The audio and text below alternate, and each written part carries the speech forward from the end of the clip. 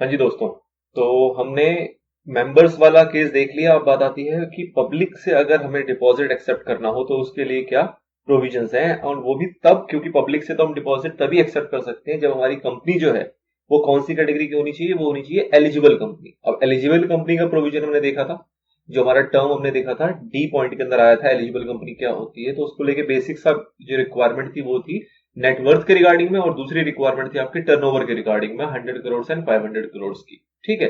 Along with that हमने देखा था कि उसमें स्पेशल रेजोल्यूशन की जरूरत होती है, वो होना जरूरी है। और अगर विद इन लिमिट है 181C की लिमिट के अंदर अंदर है तो ऑर्डिनरी रेजोल्यूशन से भी काम चल सकता है, वहां पे स्पेशल रेजोल्यूशन की आवश्यकता नहीं होती। तो ये बेसिक बेसिक सी बातें थी एलिजिबल कंपनी के रिगार्ड में। फिर ये अब जो हम शुरू करने वाले हैं वो शुरू करने वाले हैं सेक्शन नंबर 76। अब जो ये 76 है ये बात करता है कि एलिजिबल कंपनी जो मनी रेज करेगी वो रेज करेगी पब्लिक से। ठीक है। तो उसको लेते हुए आपकी 76 के अंदर सारे प्रोविजंस दिए हुए हैं। अलॉन्ग विद दैट जो फर्दर प्रोविजंस है वो रिलेट करेंगे आपके रूल्स से। तो कहीं ना कहीं कुछ अगेन 24 पॉइंट्स है इसके अंदर, थोड़ा सा लेंथी चलेगा इस वजह से क्योंकि पॉइंट ज्यादा है और दो पार्ट में इसको नहीं करेंगे, थोड़ी कंफ्यूजन हो जाती है उससे। तो कोशिश करेंगे इस प्रॉपर एक टॉपिक को इसी पार्ट में कंप्लीट करें, बेशक थोड़ा सा ये लंबा हो जाए, कोई बात नहीं। ठीक है। तो फटाफट से इसमें देखना है। तो हमने ये पता लग गया था कि मेंबर से रेज कर सकती है कोई भी कंपनी, लेकिन एलिजिबल कंपनी जो है वही सिर्फ रेज कर सकती है पब्लिक से। उसको लेके प्रोविजन देखने हैं अपने को। चलिए, तो प्रोविजंस आपके शुरू होते हैं। अच्छा, इसके अंदर 73 जो सेक्शन था उसके जो सबसेक्शन 2 के थे प्रोविजंस, वो भी कंप्लाई यहाँ पे होते हैं। तो ऐसा नहीं है कि 76 के अंदर आपको वो कंप्लायंसेस नहीं करनी। वो जो कंप्लायंसेस थी वो तो एक तरीके से ना स्मॉल कंप्लायंसेस है, और जो पब्लिक से रेज करेंगे तो बिग कंप्लायंसेस है। तो उस बिग कंप्लायंसेस के अंदर आपके स्मॉल कंप्लायंसेस जो है वो ऑटोमेटिकली कवर हो जाएंगे। तो जब हम अभी पॉइंट्स को देखेंगे तो काफी सारे ऐसे पॉइंट्स हैं जो कि सिमिलर होंगे, जो हमने 73(2) के अंदर ऑलरेडी देख लिया है। ठीक है। बट फटाफट के चक्कर में ऐसा नहीं कि स्किप करेंगे, हम उसको थोड़ा थोड़ा एक बार लिटरली बेसिकली उसको रिवाइज कर लेंगे ताकि ऐसा ना हो कि स्किप होता जा रहा है। बट काफी सारे पॉइंट्स हैं जो सिमिलर है, कुछ 5-7 पॉइंट ही ऐसे होंगे जो फ्रेश मिलेंगे। बाकी 24 के अंदर से काफी सारे पॉइंट जो है वो सिमिलर मिलेंगे आपके। आपको याद होगा 3 पॉइंट्स ऐसे थे जो हमने वहां पे पढ़ते वक्त ये देखा था कि उसको हम तब देखेंगे जब acceptance of deposit from public वाला पॉइंट आएगा। तो वो 3 पॉइंट भी यहाँ पे डिटेल में डिस्कस हो जाएंगे। चलिए जी। प्रोविजन नंबर 1 आपका आता है नेटवर्थ और टर्नओवर का क्राइटेरिया। तो आपको बता दिया गया नेटवर्थ कितनी होने की जरूरत है, कम से कम होनी चाहिए 100 करोड़ रुपीज, या फिर टर्नओवर हो 500 करोड़, दोनों में से कोई एक भी होगा तो चल जाएगा, तो वो एलिजिबल कंपनी करार हो जाएगी। नंबर 2 आता है आपका स्पेशल रेजोल्यूशन। ये भी आपका पिछले पॉइंट से रिलेटेड ही है कि स्पेशल रेजोल्यूशन की आवश्यकता है आपको इन्विटेशन करने से पहले, और स्पेशल रेजोल्यूशन की जगह आपका ऑर्डिनरी रेजोल्यूशन भी काम कर जाएगा अगर जो आपका जो डिपॉजिट है वो विद इन द लिमिट है। कौन सी लिमिट? जो 181C के अंदर हमने देखी थी, ऑल्दो हमने बकायदा सेक्शन जाके देख लिया था कि क्या उसके क्लॉज में लिखा हुआ है। नेक्स्ट पॉइंट आपका जो फ्रेश पॉइंट आता है वो बात आती है क्रेडिट रेटिंग के रिगार्ड में कि जो एलिजिबल कंपनी होगी उसको ये हरकत करने से पहले, मतलब कि डिपॉजिट एक्सेप्ट करने से पहले, उसको इनवाइट करने से पहले पहले उसको क्या करना पड़ेगा? क्रेडिट रेटिंग लेनी पड़ेगी। क्रेडिट रेटिंग कहां से लेंगे? तो कोई भी क्रेडिट रेटिंग एजेंसी होनी चाहिए जो कि रिकॉग्नाइज है, तो उससे आप अपनी कंपनी का क्रेडिट रेटिंग इन्वॉल्व, मतलब बेसिकली निकलवाओगे, पता करवाओगे कि क्या क्रेडिट रेटिंग है उस रिकॉग्नाइज क्रेडिट रेटिंग एजेंसी के अकॉर्डिंग। और वो जो भी आपकी रेटिंग निकल के आएगी उसको हम इन्फॉर्म करेंगे पब्लिक को। वो जो हम इन्विटेशन देंगे उस इन्विटेशन के टाइम पे, जब हम पब्लिक को इन्विटेशन देंगे कि आप डिपॉजिट करो हमारी कंपनी के अंदर, तो उस टाइम में उसको इन्फॉर्म करेंगे कि हमारी कंपनी की क्रेडिट रेटिंग ये है as per this credit rating agency. और ये जो रेटिंग है ये हमें हर साल निकलवानी होती है। ऐसा नहीं कि आपने एक बार डिपॉजिट इन्वाइट कर लिया उसके बाद आप नहीं करवाओगे। आपने डिपॉजिट इन्वाइट कर भी लिया और आपका डिपॉजिट चल रहा है सपोज, तो भी आपको हर साल इसको फाइंड आउट करवाना है उस रेटिंग एजेंसी के थ्रू। आपको ये क्रेडिट रेटिंग अपनी निकलवानी है, और इसकी सूचना जो है वो आपको रजिस्ट्रार को भी देनी होती है। हर साल आपको पता लग गया था कि एक फॉर्म होता है DPT-3 जो आपको फाइल करना होता है। उसकी डेट अभी हम आगे देख लेंगे। बेसिकली आपको पिछली डेट की तरह जो आपने पीछे देखा था कि 30 जून, हर साल 30 जून के ऑन और बिफोर 30 जून आपको क्या है, एक DPT-3 फॉर्म फाइल करना होता है, जिसके अंदर बेसिकली आपके पूरे साल के डिपॉजिट्स के पर्टिकुलर्स जो होते हैं वो वहां पे जाते हैं। तो उस पर्टिकुलर्स के साथ साथ सभी एलिजिबल कंपनी को अपनी क्रेडिट रेटिंग जो उसने एनुअल बेसिस पर निकलवाना होता है उसके दस्तावेज भी उसको लगा के भेजने होंगे रजिस्ट्रार को। तो ये भी एक इंपॉर्टेंट आता है। फिर बात आती है कि जो क्रेडिट रेटिंग है उस रेटिंग में कितनी रेटिंग होगी तो आप वो मनी रेज कर सकते हो, मतलब एक्सेप्ट कर सकते हो डिपॉजिट। तो रेटिंग कितनी होनी चाहिए? तो एक हमारे पास डायरेक्शंस आती हैं। किसके डायरेक्शंस आती हैं? वो डायरेक्शन जो कि बेसिकली रिजर्व बैंक जो है वो देता है हमारी एनबीएफसी को। रिजर्व बैंक एनबीएफसी को एक डायरेक्शन देता है कि उसके अकॉर्डिंग अगर आपकी क्रेडिट रेटिंग इतनी है तभी आप पब्लिक से डिपॉजिट ले सकते हो, अदरवाइज नहीं ले सकते। तो उतनी ही रेटिंग मिनिमम होनी चाहिए हमारी कंपनी की भी। मतलब कितनी होनी चाहिए वो एग्जैक्ट यहां पे नहीं लिखा हुआ, वो लिखा हुआ है कि not below the minimum investment grade rating. जो भी मिनिमम इन्वेस्टमेंट ग्रेड रेटिंग होगा। अब ये कौन बताता है? ये बताता है हमारा non banking financial company acceptance of public deposit reserve bank direction 1998। तो बेसिकली एक तरीके से डायरेक्शन का एक दस्तावेज है जिसके अकॉर्डिंग एनबीएफसी को बताया जाता है कि भैया इतनी तुम्हारी रेटिंग होगी तभी तुम एक्सेप्ट कर पाओगे, अदरवाइज नहीं कर पाओगे। तो जो उनके लिए बताया जाता है एनबीएफसी के लिए, वही बेंचमार्क आपको यूज करना है अपनी कंपनी के केस में भी। और अगर आपकी रेटिंग उसके अबव है, मतलब उससे कम नहीं है ऐसा कह लो, उतनी है उससे अबव है, तो उस केस में ही आप एक्सेप्ट कर पाओगे, अदरवाइज आप नहीं कर सकते। चलिए जी, तो ये थर्ड पॉइंट था। फोर्थ पॉइंट आता है आपका चार्ज के रिगार्डिंग, कि आपको पता है कि हम जो डिपॉजिट लेते हैं ये सिक्योर्ड भी ले सकते हैं और अनसिक्योर्ड भी ले सकते हैं, वो आपकी चॉइस के ऊपर है। इन केस आपने सिक्योर्ड ऑफर किया है, तो सिक्योर्ड अगर ऑफर किया है तो आपको उस केस में 30 डेज के अंदर अंदर, जब आपके पास डिपॉजिट आ गया उसके 30 दिन के अंदर अंदर आपको चार्ज क्रिएट कर देना। क्रिएशन ऑफ चार्ज के कुछ प्रोसीजर होते हैं, जो भी प्रोसीजर है वो सारे फुलफिल करते हुए आपको उस डिपॉजिट के अगेंस्ट, जो भी एसेट है उसके अगेंस्ट वो चार्ज आपको क्रिएट कर देना है उस डिपॉजिट के लिए। कितने दिन के अंदर? 30 दिन के अंदर अंदर। और ये एक नॉर्मल सी बात होती है कि जो हमारा चार्ज का अमाउंट होगा वो ऑब्वियसली डिपॉजिट के अमाउंट से कम नहीं हो सकता। मतलब कि जैसे हम गिरवी रखने जा रहे हैं, तो जो एसेट गिरवी रखेंगे वो एसेट की वैल्यू जो होगी वो उस डिपॉजिट के बराबर होगी या उससे ज्यादा होगी, उससे कम नहीं हो सकती किसी भी तरीके से। फिर एक हमारा रूल 6 आता है, वो बताता है, ये हमने ये चीज भी पीछे पढ़ी हुई है, कि जो हमारा चार्ज क्रिएट होगा वो ओनली टेंजिबल एसेट्स के ऊपर ही होगा, इनटेंजिबल के ऊपर नहीं होगा। इन सबको समअप करते हुए रूल 6 में कुछ नोटेबल पॉइंट्स बताए गए। वो पॉइंट्स आपके ये 4 है। नंबर 1 कि कभी भी इंटेंजिबल एसेट्स के ऊपर नहीं होगा, मतलब कि जो चार्ज क्रिएट होगा वो हमेशा होगा टेंजिबल एसेट्स के ऊपर। दूसरा, जो सिक्योरिटी होगी हमारी वो कभी भी डिपॉजिट और उसके इंटरेस्ट दोनों को मिला दो, उससे कम की डिपॉजिट सिक्योरिटी नहीं होनी चाहिए, सिक्योरिटी हमेशा उससे ज्यादा की होगी। ये भी एक नॉर्मल सी पॉइंट है। तीसरी पॉइंट आती है कि जो आप एसेट के अगेंस्ट चार्ज क्रिएट करवा रहे हो उसकी वैल्यू कैसे पता लगेगी? तो उसकी मार्केट वैल्यू जो है वो आपको असेस करवानी पड़ेगी। किससे करवानी पड़ेगी? रजिस्टर्ड वैल्यूअर के थ्रू। वैल्यूअर मतलब जो वैल्यूएशन का काम करते हैं, तो उनके थ्रू आपके पास एक रिपोर्ट होनी चाहिए जिसमें कि बताया जाएगा कि जो एसेट आप चार्ज कर रहे हो उन एसेट की मार्केट वैल्यू क्या है। एंड लास्ट आता है कि ये जो सिक्योरिटी है, जो चार्ज क्रिएट किया जाएगा, ये किसके फेवर में किया जाएगा? तो आपके अंदर इसके अंदर एक पॉइंट देखा था कि डिपॉजिट के अंदर हमारा एक क्या होता है कि डिपॉजिटर के ट्रस्टी होंगे, जैसे डिबेंचर में ट्रस्टी का कॉन्सेप्ट देखा था, वो जो ट्रस्टी होगा उसके नाम पे ये सिक्योरिटी जो होगी उसके फेवर पे ये क्रिएट की जाएगी। नाउ नेक्स्ट पॉइंट आता है आपके पास, tenure for which deposit can be accepted. तो ये सेम टू सेम है जो आपने पीछे पढ़ा हुआ है मेंबर्स के केस में, कि भैया मिनिमम कितना होना चाहिए 6 मंथ, मैक्सिमम कितना हो सकता है 36 मंथ। फिर कहा गया कि भैया शॉर्ट टर्म वर्ड की रिक्वायरमेंट होगी तो आपका ये 6 मंथ से कम भी हो सकता है, लेकिन वो कभी भी 3 मंथ से कम नहीं जाएगा, मतलब 3 मंथ के बाद ही पेबल होना चाहिए। लेकिन ये तब होगा जब जो आपका जो डिपॉजिट का अमाउंट है वो 10% से कम है, मतलब 10% ज्यादा नहीं होना चाहिए। 10% of what? Paid up share capital, free reserve and security premium account.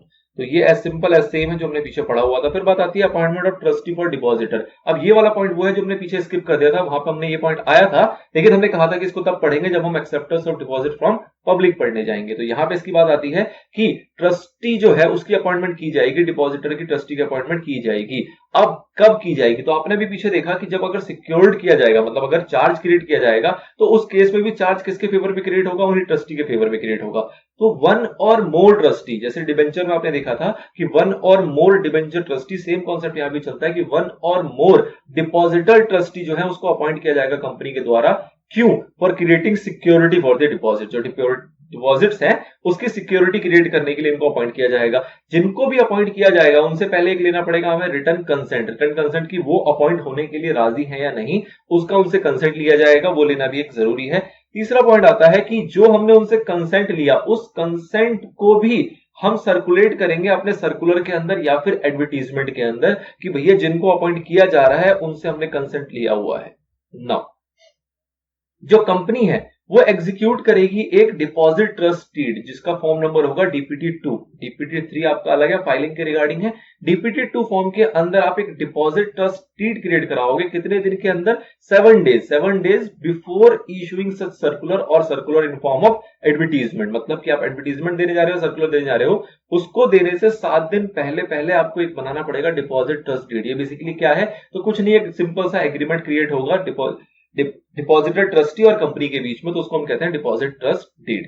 Now फिर कहा जाता है क्लास पॉइंट में कि no person including a company. Company कौन सी? जो कंपनी काम करती है ट्रस्टीशिप की सर्विसेज का, मतलब कि अगर किसी को ट्रस्टीशिप चाहिए तो उसकी सर्विसेज प्रोवाइड करने के लिए अगर कोई कंपनी क्रिएट हो रखी है, तो कोई भी पर्सन या कोई भी इस टाइप की कंपनी को अपॉइंट नहीं किया जाएगा अगर ये लिस्टेड लोगों में से debenture trustee sorry depositor trustee को प्रपोज किया गया है। तो मतलब कि अगर ये जो लोग हैं हमारे ए से लेके ई तक, अगर ये सारे प्रपोज्ड है एज अ डिपॉजिटर ट्रस्टी, तो उस केस में हम किसी अलग पर्सन या किसी और कंपनी को ट्रस्टीशिप्स के लिए अपॉइंट नहीं करेंगे। अगर ये लोग प्रपोज्ड है तो, अगर ये प्रपोज नहीं है इनमें से कोई भी, तो उस केस में किसी और पर्सन या किसी और कंपनी के द्वारा इस सर्विस को लिया जा सकता है। कौन कौन से लोग हैं? तो सबसे पहला पॉइंट आता है आपके डायरेक्टर है, केएमपी है, या कोई भी ऑफिसर एम्प्लॉय कंपनी का हो, या फिर कोई एग्जिस्टिंग डिपॉजिटर है कंपनी का। अगर ये लोग प्रपोज्ड है तो उस केस में भी आवश्यकता नहीं पड़ेगी। नंबर 2 आता है कि कोई भी पर्सन जो कि इनडेटेड है टू दी कंपनी, मतलब कंपनी को उसने पैसे दे रखे हैं या कंपनी से पैसे ले रखे हैं, अगर ये सिनेरियो है तो उस केस में भी आपको जरूरत नहीं है किसी और पर्सन को अपॉइंट करने की।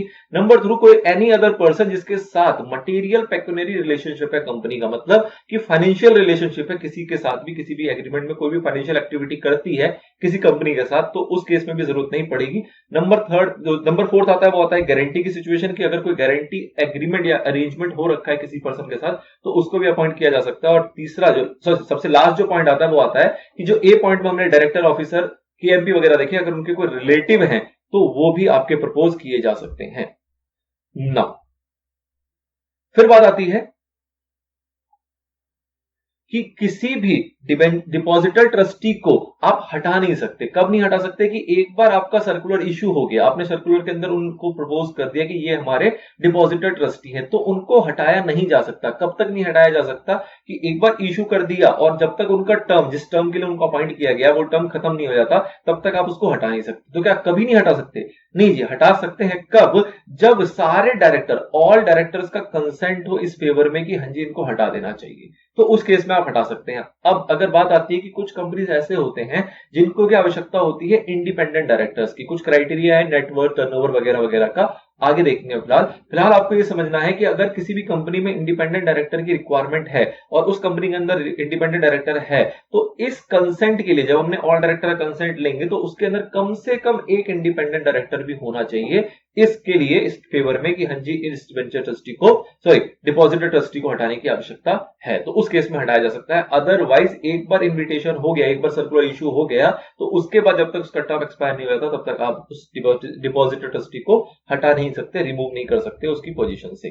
फिर बात आती है मैक्सिमम अमाउंट ऑफ डिपॉजिट। अब मैक्सिमम अमाउंट ऑफ डिपॉजिट जो आपने पीछे पढ़ा हुआ है कहीं ना कहीं उससे सिमिलर है, लेकिन वो एग्जैक्टली सेम नहीं है। क्या है यहाँ पे कि अगर हम मेंबर से बात करें तो मेंबर से हम कितना डिपॉजिट ले सकते हैं, यहाँ पे तो कौन की बात हो रही है? यहाँ पे एलिजिबल कंपनी की बात हो रही है। तो एलिजिबल कंपनी मेंबर से कितना ले सकती है? जो आपने पीछे देखा था वहां पे आपने देखा था 35%, ठीक है। बट यहां पे क्या है कि यहां पे पब्लिक से भी लेगी एलिजिबल कंपनी और मेंबर से भी लेगी एलिजिबल कंपनी, तो इसी 35% को बेसिकली बाइफरकेट कर दिया गया। कहा गया क्या कि मेंबर से लिया जा सकता है सिर्फ और सिर्फ 10%, 10% लिया जा सकता है, और अगर अदर देन मेंबर की बात करें, मतलब पब्लिक की बात करें, तो वहां से लिया जा सकता है 25%। मतलब दोनों को मिला के कितना लिया जा सकता है आपका? वही 35% जो पीछे था, ठीक है। बट एलिजिबल कंपनी के उसको दो पार्ट में कर दिया गया कि मेंबर्स की लिमिट है आपकी 10% और अदर देन मेंबर्स की लिमिट है आपकी 25%। अगेन 10% या 25% of what? Paid up share capital, free reserve and security premium account. Again अगर कुछ प्रीवियस आउटस्टैंडिंग डिपॉजिट है तो उसको भी काउंट किया जाएगा इस परसेंटेज के अंदर कि लाइक अगर 4% पहले से हमने मेंबर से ले रखा है तो आप फर्दर 6% ही डिपॉजिट ले सकते हो, उससे ज्यादा नहीं ले सकते। कुल मिला के 10% की बियॉन्ड ये नहीं जाना चाहिए। नहीं अगर जाता है तो ऑब्वियसली बात है फिर पेनल्टी प्रोविजन जो आएंगे वो लग जाएंगे। बात आती है कि अगर गवर्नमेंट कंपनीज की बात करें, एलिजिबल गवर्नमेंट कंपनीज की बात करें, तो वो कितना मैक्सिमम डिपॉजिट ले सकती है। तो अगर एलिजिबल गवर्नमेंट कंपनी की बात करें तो उनके लिए आपके पास पूरा पूरा होलसम कितना आ जाता है? 35%। मतलब कि अगर एलिजिबल गवर्नमेंट कंपनी है तो वो डिपॉजिट जो एक्सेप्ट कर सकती है वो कितना कर सकती है? 35% एक्सेप्ट किया जा सकता है। 35% में अगेन अगर कुछ आउटस्टैंडिंग है तो उसको भी काउंट किया जाएगा। अगर पहले से 10% है तो फर्दर 25% ही ले सकती है वो। अगेन किसका ये परसेंट होगा? तो वही सेम टू सेम चलता है, paid up share capital, free reserve and security premium account. Now issuance of circular in the form of advertisement. अब यहां पे भी सेम पॉइंट आएगा, ये बिल्कुल सेम टू सेम चलेगा जो आपने पीछे पढ़ा था कि भैया यहाँ पे सर्कुलर जो है वो एडवर्टीजमेंट के फॉर्म में भी आपको सर्कुलेट करना होता है। कहां कहां इसको पब्लिश किया जाएगा? तो एक इंग्लिश न्यूज़पेपर के अंदर और एक आपका वर्निकुलर लैंग्वेज का न्यूज़पेपर, उस जगह का जिस जगह पे आपका रजिस्टर्ड ऑफिस है और वहां पे वो जो न्यूज़पेपर है उसको बांटा जाता है, मतलब वहां पे वो चलता है एक तरीके से। लोग पढ़ते हैं उसको, तो उस टाइप के लैंग्वेज के न्यूज़पेपर में आपको उसको पब्लिश करना है, जो भी आपका सर्कुलर होगा। साथ ही में अगर कंपनी का वेबसाइट है, ऑब्वियसली बात है, बड़ी कंपनी की बात हो रही है तो वेबसाइट होगा ही होगा, तो उस केस में आपको अपने वेबसाइट के ऊपर भी इसको प्लेस करना है। सर्कुलर की इंफॉर्मेशन आपको वेबसाइट पे भी देनी होगी। जो ये एडवर्टीजमेंट है, ये किस कैपेसिटी में ये रोटेट किया जा रहा है, तो इसको कौन कर रहा है, ऑब्वियसली किसके नाम पे किया जा रहा है, तो ये किया जाता है बोर्ड ऑफ डायरेक्टर के नाम पे। ये भी सेम है जो आपने पीछे पढ़ा था। फाइलिंग विद रजिस्ट्रार की बात आती है कि एटलीस्ट 30 डेज बिफोर, 30 दिन पहले, मतलब एडवर्टीजमेंट इशू करने के 30 दिन पहले पहले आपको इसकी कॉपी जो है वो साइंड मैनर में डिलीवर करनी होती है। किसको, रजिस्ट्रार को। साइन कौन करेगा, तो साइन करेंगे मेजोरिटी ऑफ डायरेक्टर। और अगर ऐसा है कि हमने किसी को ऑथराइज कर रखा है, किसी एजेंट को इस काम के लिए, तो उस केस में वो एजेंट साइन करेगा और इसको फाइल करेगा किसको, रजिस्ट्रार को। कितने दिन पहले, तो 30 days before. Before what, before issue of the advertisement, मतलब एडवर्टीजमेंट करने से पहले 30 दिन पहले रजिस्ट्रार को इसकी इन्फॉर्मेशन डिलीवर हो जानी चाहिए। हमारा ये जो एडवर्टीजमेंट है ये कब तक वैलिड रहेगा, तो अगेन सेम पॉइंट है जो हमने पीछे पढ़ा था। अर्लीस्ट डेट देखनी है, 6 मंथ देखा जाएगा from the closure of financial year, या फिर डेट ऑफ एजीएम, अगर एजीएम हुई है तो, जिस दिन जहां पे हमारा फाइनेंशियल स्टेटमेंट जो है वो प्रस्तुत किया गया है। इन केस अगर एजीएम हुई ही नहीं है तो उस केस में देखा जाएगा कि स्टैट्यूटरी प्रोविजन के हिसाब से एजीएम की लेटेस्ट डेट क्या थी, जो भी डेट होगी वो डेट को यहाँ पे कंसिडर कर लिया जाएगा। तो वो डेट और 6 month from the closure of the financial year, whichever is earlier, को आपको माना जाएगा कि आपका जो एडवर्टीजमेंट है वो वैलिड रहता है। फ्रेश एडवर्टीजमेंट का पॉइंट आता है कि हर साल आपको डिपॉजिट एक्सेप्ट करने के लिए एक नया एडवर्टीजमेंट देने की आवश्यकता होती है।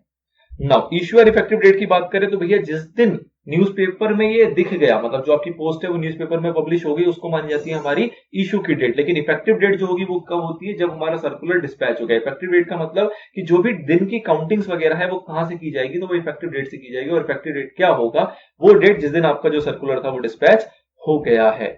अगला आता है maintenance and using of the amount of deposit repayment reserve account. ये भी पॉइंट आपका सेम टू सेम चलेगा कि आपको मेंटेन करना होता है। आपने देखा था 20% मेंटेन करना होता है कब, 30 अप्रैल, हर साल के 30 अप्रैल को आपको 20% मेंटेन करना होता है। 20% किसका, जो भी आपका फॉलोइंग फाइनेंशियल ईयर आएगा और उसमें जितने भी आपके डिपॉजिट मैच्योर होने वाले हैं उसका 20% आपको डिपॉजिट करना होता है एक शेड्यूल बैंक के अंदर, एक सेपरेट अकाउंट के अंदर। ठीक है, फिर उसके बाद ये कहा गया था कि भैया ये जो पैसा है 20% आपका इसी किसी और पर्पस के लिए यूज नहीं किया जा सकता other than repayment of deposit. Repayment of deposit के लिए इसको बनाया गया है, इसके अलावा इस रिजर्व के पैसे को किसी और पर्पस के लिए यूटिलाइज नहीं किया जाता। और पूरे साल के दौरान कभी भी ये 20% से नीचे नहीं आना चाहिए। 20% इज मिनिमम, आप चाहो तो इससे ज्यादा क्रिएट कर सकते हो, लेकिन पूरे साल में कभी भी ये 20% से नीचे नहीं होना चाहिए। उस अकाउंट में 20% से ऊपर ही रहना चाहिए। सपोज आपने 30% किया हुआ है, 5% विड्रॉ करते हो चल जाएगा, बट इन एनी केस 20% के बिलो ये नहीं जाना चाहिए। अगला पॉइंट आता है ceiling on rate of interest and brokerage payable on deposit. मतलब क्या है इसका, कि रेट ऑफ इंटरेस्ट की हायर लिमिट क्या है। तो रेट ऑफ इंटरेस्ट की हायर लिमिट और ब्रोकरेज वाला जो पॉइंट है ये अगेन सिमिलर है जो आपने पीछे पढ़ा हुआ है। रेट ऑफ इंटरेस्ट की बात करें तो रेट ऑफ इंटरेस्ट जो है वो कंपनी जो मर्जी रख सकती है, लेकिन किसी भी सिचुएशन के अंदर जो इसकी मैक्सिमम रेट होगी वो उतनी ही होगी जितना प्रिस्क्राइब किया है आरबीआई ने इन केस ऑफ एनबीएफसी। मतलब कि आरबीआई एनबीएफसी को एक रेट प्रिस्क्राइब करती है, जो वो रेट उन्होंने प्रिस्क्राइब किया एनबीएफसी को, उस रेट से ज्यादा किसी भी सूरत में नहीं हो सकता आपकी कंपनी का डिपॉजिट का interest rate. Number 1। Number 2, brokerage की बात करें तो ब्रोकरेज कंपनी किसी को भी दे सकती है, लेकिन उन्हीं को देगी जिनका साथ एक कंपनी का रिटन एग्रीमेंट हुआ है फॉर दिस पर्पस। मतलब एक ऑथराइज होना चाहिए in writing by the company, तो उन्हीं को ब्रोकरेज दिया जा सकता है। अदर देन दैट किसी और पर्सन को ब्रोकरेज पे नहीं कर सकती। देन बात आती है filing on application form for making deposit. Obviously बात है कि जब हमने सर्कुलेशन कर दिया कि जो इंटेंडिंग डिपॉजिटर होगा उसको क्या करना पड़ेगा, एक एप्लीकेशन देना पड़ेगा। वो हमारे पास एक एप्लीकेशन सबमिट करेगा कि हाँ जी हम डिपॉजिट करने को तैयार हैं इतना पैसा इस कंपनी के अंदर। नंबर 1। नंबर 2 कि जब वो एप्लीकेशन देगा तो एप्लीकेशन के साथ साथ वो एक डिक्लेरेशन भी देगा कि जितना पैसा हम इस कंपनी में डिपॉजिट करने जा रहे हैं वो पैसा हम कहीं से भी बोरो करके नहीं लाए, मतलब उस पैसे को हमने कहीं से भी उधार लेके फिर डिपॉजिट नहीं कर रहे। तो सेम टू सेम पॉइंट आपने पीछे देखा था। अगला पॉइंट आता है डिपॉजिट इन जॉइंट नेम। ये भी पॉइंट सेम है कि जॉइंट नेम में अगर कोई डिपॉजिट करना चाहे तो कर सकता है, लेकिन जॉइंट नेम में मैक्सिमम पर्सन जो होंगे वो कितने होंगे, 3 से ज्यादा नहीं हो सकते। उसके बाद देखा गया था कि कुछ विद और विदाउट क्लॉज है, मतलब ये क्लॉजेस आप चाहो तो यूज कर सकते हो, चाहो तो यूज नहीं भी कर सकते, कंपलसरी नहीं है। कैसे कैसे क्लॉज थे कि जॉइंटली का क्लॉज आ सकता है, ईदर और सर्वाइवर का आ सकता है, फर्स्ट नेम्ड और सर्वाइवर का आ सकता है, एनीवन और सर्वाइवर का आ सकता है। ये चारों पॉइंट हमने 1 by 1 पीछे देख लिया तो उसको रिपीट नहीं कर रहे हैं। फिर ये देखा गया था कि ये जो क्लॉज होगा ये कब ऑपरेट करेगा, तो ऑब्वियस बात है मैच्योरिटी पे, जब मैच्योर हो जाएगा तो उस टाइम पे देखा जाता है कि जो रीपेमेंट करनी है वो ज्वाइंटली सभी लोगों को करनी है, या कोई एक पर्सन आ जाए उसको भी रीपेमेंट कर सकते हैं, या उसको सर्वाइवर आ जाए उसको रीपेमेंट कर सकते हैं, एज द केस में भी। तो थिंग इज कि ये जो क्लॉजेज है इसकी जरूरत कब पड़ती है, at the time of maturity. अगला पॉइंट आता है नॉमिनेशन का, ये भी सेम टू सेम पीछे की तरह है कि जो भी पर्सन डिपॉजिटर है वो किसी भी पर्सन को किसी भी टाइम नॉमिनेट कर सकता है। और नॉमिनेशन का बेसिकली मतलब क्या होता है कि at the time of death उसकी जगह पे वो पर्सन उस रीपेमेंट को एक्सेप्ट करने के लिए लाइबल है, मतलब एक्सेप्ट इजिली कर सकता है। अगला पॉइंट है डिपॉजिट रिसिप्ट का, ये भी सेम टू सेम है पीछे की तरह कि एक बार कंपनी को पैसा मिल गया या फिर चेक की फॉर्म में मिला तो वो चेक रियलाइज हो गया, या किसी भी तरीके से पैसा अगर उनको रिसीव हो गया है तो उसके 21 डेज के अंदर अंदर उनको डिपॉजिट रिसिप्ट जो है वो दे देना है डिपॉजिटर को। जो डिपॉजिट रिसिप्ट होगा वो साइंड होना चाहिए और उसके अंदर मेंशन होना चाहिए क्या क्या, कि डेट ऑफ डिपॉजिट क्या क्या है, क्या नाम और क्या एड्रेस है डिपॉजिटर का, कितना पैसा उन्होंने डिपॉजिट किया है, कितना उस पर रेट ऑफ इंटरेस्ट है, और क्या उसकी मैच्योरिटी डेट है, मतलब किस दिन वो मैच्योर हो जाएगा, किस दिन उनको उनका पैसा वापस मिल जाएगा। देन बात आती है रजिस्टर ऑफ डिपॉजिट, ये वो पॉइंट है जो हमने पीछे स्किप किया था और ये पॉइंट यहां पे पढ़ेंगे एज हमने वहां पे कहा था। क्या पॉइंट है रजिस्टर ऑफ डिपॉजिट का, कि हर एक कंपनी को मेंटेन करना पड़ेगा वन और मोर सेपरेट रजिस्टर्स, मतलब कि अपने रजिस्टर ऑफिस के अंदर उनको रजिस्टर्स मेंटेन करने, रजिस्टर बेसिकली हिसाब रखना है कि कौन कौन से डिपॉजिटर हैं, और उसके लिए आप एक या उससे अधिक भी रजिस्टर मेंटेन कर सकते हो जो भी आपने डिपॉजिट रिसिप्ट किया है। तो उस रजिस्टर के अंदर आपको सेपरेटली हर एक केस के लिए, मतलब हर एक डिपॉजिटर के लिए सेपरेटली काफी सारी इंफॉर्मेशन बताई गई है, वो सारी इंफॉर्मेशन आपको उस रजिस्टर में लिख के रखनी है। क्या क्या इंफॉर्मेशन है, तो हर एक डिपॉजिटर का नाम, एड्रेस और उसका पैन नंबर लिखा होना चाहिए। अगर हमारा डिपॉजिटर माइनर है तो उसके गार्जियन के पर्टिकुलर्स मेंशन होने चाहिए। क्या डिपॉजिटर की नॉमिनी की इंफॉर्मेशन है वो उसके अंदर लिखी होनी चाहिए। जो डिपॉजिट रिसिप्ट दिया गया है उस डिपॉजिटर को, उस रिसिप्ट का नंबर क्या है वो भी उसके अंदर मेंशन होना चाहिए। क्या डिपॉजिट की डेट है और कितना अमाउंट आया है उस डिपॉजिटर से वो पैसा उसके अंदर लिखा होगा। क्या ड्यूरेशन है, मतलब कितने ड्यूरेशन के लिए उससे डिपॉजिट लिया गया है, और किस किस डेट पे उसको उसके पैसा वापस मिल जाएगा, मतलब मैच्योरिटी डेट कह सकते हो आप, वो डेट उसके अंदर लिखा होगा। क्या रेट ऑफ इंटरेस्ट तय किया गया उस डिपॉजिट के अगेंस्ट, उस रेट ऑफ इंटरेस्ट को आपको लिखना है। ड्यू डेट क्या है, मतलब कि जो पेमेंट ऑफ इंटरेस्ट है उसकी ड्यू डेट क्या है। डेट दो होगी, एक ड्यू डेट आप देखोगे एच पॉइंट में और एक जे पॉइंट में देखोगे डेट या डेट जब उसको एक्चुअली में उसकी पेमेंट हो गई। तो ये दो सेपरेट चीज है कि ड्यू डेट भी लिखा होगा और एक्चुअल डेट किस दिन में उसको पेमेंट हुई वो भी लिखा होगा। ये डेट पहले भी हो सकता है ऑब्वियसली, बाद भी हो सकता है इनकेस आपका डिले रहा हो पेमेंट में। तो अगला पॉइंट एच के बाद आई आया। आई में क्या है कि मैंडेट या instruction for payment of interest and for non deduction of tax at source, मतलब कई बार क्या है कि जो हम इंटरेस्ट पे कर रहे हैं तो आपने पढ़ा है या आपको पता होगा कि टीडीएस का भी वहां पर रोल आता है कि आप उस इंटरेस्ट में से टीडीएस भी काटेंगे। लेकिन कुछ ऐसे डिपॉजिटर भी हो सकते हैं जिन्होंने रिक्वेस्ट दी हो कि हम उस कैटेगरी में नहीं आते कि हमारा टीडीएस कटे तो आप इसको ना काटो। तो उससे रिगार्डिंग अगर हमने कोई इंस्ट्रक्शंस दे रखा है कि भैया इनका इंटरेस्ट पेमेंट होनी चाहिए, उसमें टीडीएस नहीं कटना चाहिए या कटना चाहिए एज द केस में भी, तो वो मैंडेट या इंस्ट्रक्शन की भी इंफॉर्मेशन आपको रजिस्टर में मेंटेन करके रखनी होगी। उसके बाद आप जे के बाद देखोगे के पॉइंट एक मिसिंग है। के पॉइंट बेसिकली मिसिंग क्या है, तो उसको डिलीट किया गया है, ओमिटेड है, मतलब वो अब एग्जिस्ट नहीं करता। 5 जुलाई 2018 में उसको हटा दिया गया था। इसकी इंफॉर्मेशन हमारी नोट में मेंशन है। उसके बाद आई पॉइंट आएगा कि अगर कोई सिक्योरिटी या चार्ज क्रिएट किया गया है उसकी रीपेमेंट के रिगार्डिंग, तो उसकी इंफॉर्मेशन भी आपकी रजिस्टर में होनी चाहिए। और अलग कोई अगर पर्टिकुलर्स हैं जो कि लगता है कि रेलेवेंट है तो उसको भी आपको लिखना है। तो कहने का मतलब क्या है कि each and every information regarding to that deposit and with that depositor आपको उस रजिस्टर में मेंटेन करके रखना है। नाउ कितने दिन के अंदर उसके अंदर एंट्री हो जानी चाहिए, तो टाइम लिमिट दिया गया विद इन 7 डेज, मतलब जो आपका रजिस्टर है उसके अंदर 7 दिन के अंदर एंट्री हो जानी चाहिए। 7 दिन कहां से करेंगे, जब आपने डिपॉजिट रिसिप्ट इशू कर दिया तो इशू करने के 7 दिन के अंदर अंदर उसका सारा रिकॉर्ड जो है आपको रजिस्टर के अंदर मेंटेन कर लेना है। नाउ इस रजिस्टर को हम कितने दिन तक संभाल के रखेंगे, तो एक जनरल आपको पता होगा कंपनीज एक्ट में 8 साल तक अपने डॉक्यूमेंट्स को प्रिजर्व करने की रिक्वायरमेंट होती है। तो वही चीज यहाँ पे चल रही है कि उस रजिस्टर को आपको 8 इयर्स तक मेंटेन करके रखना है। 8 इयर्स कहां तक, तो उस रजिस्टर में जो भी लास्ट एंट्री हुई, लास्ट एंट्री वाले साल के खत्म होने के बाद अगले 8 साल तक, 8 फाइनेंशियल ईयर्स तक आपको उसको मेंटेन करके रखना है अपने पास, आप उसको खो नहीं सकते। अगला बात आता है प्रीमेच्योर रिपेमेंट ऑफ डिपॉजिट। ये पॉइंट भी ऐसा है जो हमने पीछे नहीं पढ़ा था, उसको हम यहाँ पे पढ़ेंगे। प्रीमेच्योर रिपेमेंट ऑफ डिपॉजिट का मतलब क्या है कि आपने देखा कि मिनिमम पीरियड कितना है 6 मंथ, सम केसेस में वो 6 मंथ से नीचे भी आ सकता है, बट इन जनरल की जो मिनिमम पीरियड ऑफ डिपॉजिट है वो कितना है 6 मंथ। तो अगर कोई ऐसा है जो कि 6 मंथ के बाद और उसकी मैच्योरिटी से पहले हमसे आके कहता है कि जी हमारे डिपॉजिट को तोड़ दो, उसका पैसा हमें दे दो, या हमें तोड़ना पड़ जाता है, तो उस केस में उसको हम कहते हैं प्रीमेच्योर रिपेमेंट ऑफ डिपॉजिट। तो उस केस में आप क्या करोगे, जितना भी उसका इंटरेस्ट का रेट डिसाइड हुआ था उसके अंदर से 1% लेस करके उसको पेमेंट की जाएगी। मतलब कि अगर सपोज हमारा तय हुआ था कि 9% का इंटरेस्ट उसको मिलेगा, तो उस केस में अगर प्री मैच्योर रिपेमेंट होता है तो इंटरेस्ट रेट आप कैलकुलेट करोगे एट द रेट 8% के हिसाब से, मतलब 1% उसमें से रिड्यूस कर लिया जाता है। देन फिर इसके अंदर क्लैरिफिकेशन क्या आई कि सपोज करो किसी के 2 साल 3 महीने होंगे तो उसको क्या काउंट किया जाएगा, तो 2 साल 3 महीने होंगे तो उसको 2 साल काउंट किया जाएगा। वही अगर 2 साल 6 महीने या 2 साल 7 महीने होंगे तो उसको आप 3 साल काउंट करोगे। इस चीज को लेकर क्लैरिफिकेशन है कि पार्ट ऑफ द ईयर अगर लेस देन 6 मंथ है तो आपको उसको एक्सक्लूड कर देना, मतलब काउंट ही नहीं करना। बट अगर 6 मंथ या उससे ज्यादा है तो उसको आपको 1 साल काउंट करके चलना होता है। रिडक्शन रेट ऑफ इंटरेस्ट जो है, जो आपने देखा 1% का रिडक्शन है, वो कुछ केसेस में एप्लीकेबल नहीं होता। कब एप्लीकेबल नहीं होता, तो रूल 3 आपका बताता है कि सपोज करो जो आपको लिमिट दी गई थी परमिशेबल लिमिट डिपॉजिट की, वो आप एक्सीड कर गए।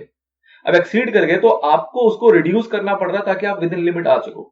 आपको उसको रिड्यूस करना पड़ रहा है, उस चक्कर में कुछ डिपॉजिट वालों को रीपेमेंट करनी पड़ रही है ताकि आप विद इन लिमिट आ सको, जो भी लिमिट प्रिस्क्राइब है एक्ट के अंदर। तो इस सिनेरियो के अंदर उस डिपॉजिटर का कोई डिफॉल्ट नहीं है तो उस केस में आप रिडक्शन नहीं करोगे। फिर एक कैटेगरी आई कि अगर इमरजेंसी पीरियड के दौरान कोई इमरजेंसी पीरियड आया, जो कि आपका आर्टिकल 352 के अंदर कवर होता है कॉन्स्टिट्यूशन के, उसके दौरान जो आपके नेवल, मिलिट्री या एयर फोर्सेस के पर्सनल हैं या उसकी फैमिलीज हैं, उनको अगर आपको प्री मैच्योर करना पड़ रहा है तो उस केस में भी आपको रिडक्शन ऑफ इंटरेस्ट नहीं करना है। इंटरेस्ट रेट में आप रिडक्शन उस केस में भी नहीं कर सकते। तो 2 सिचुएशन है जहां पे आप ऐसा काम नहीं कर सकते।